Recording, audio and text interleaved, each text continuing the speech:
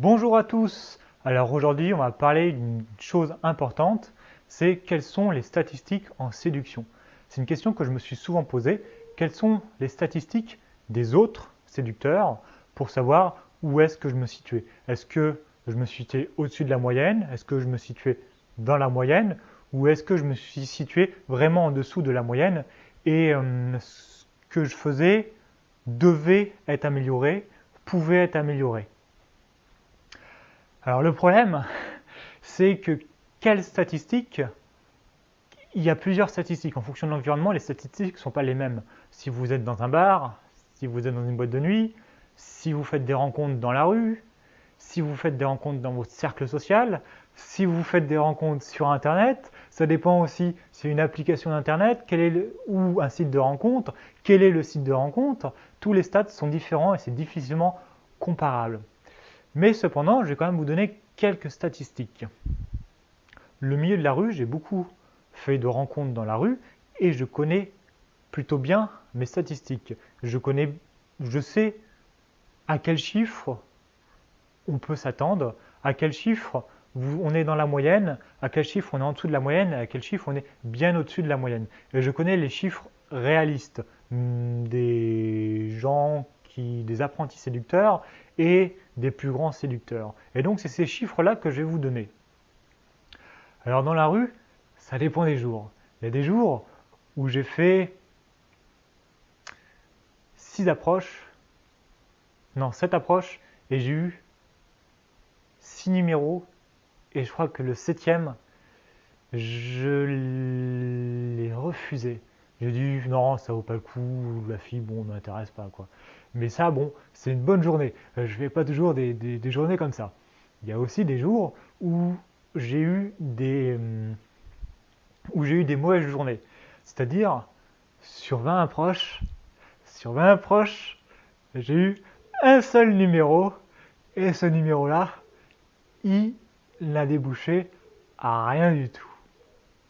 Donc voilà, il y a des journées avec, il y a des journées sans, et faut faire avec, quoi. Mais en moyenne,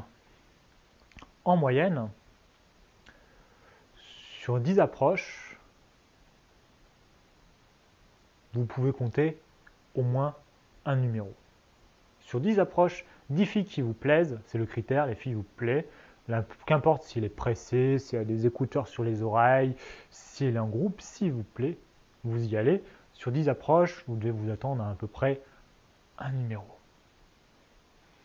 C'est possible de faire mieux, c'est possible de faire moins bien, mais si vous faites moins bien, c'est que vous avez des choses à améliorer dans votre jeu de séduction. Après, pour les numéros. Alors moi, je suis très fort pour convertir les numéros en rendez-vous. C'est un de mes points forts. Mais je dirais que quand vous allez prendre des numéros dans la rue, sur 5 numéros, il y en a à peu près un qui va déboucher en rendez-vous. Parfois plus, parfois moins. Mais si sur 5 numéros, vous arrivez à avoir un rendez-vous, vous êtes dans la moyenne. Ce que vous faites est bien. Si vous faites plus, tant mieux.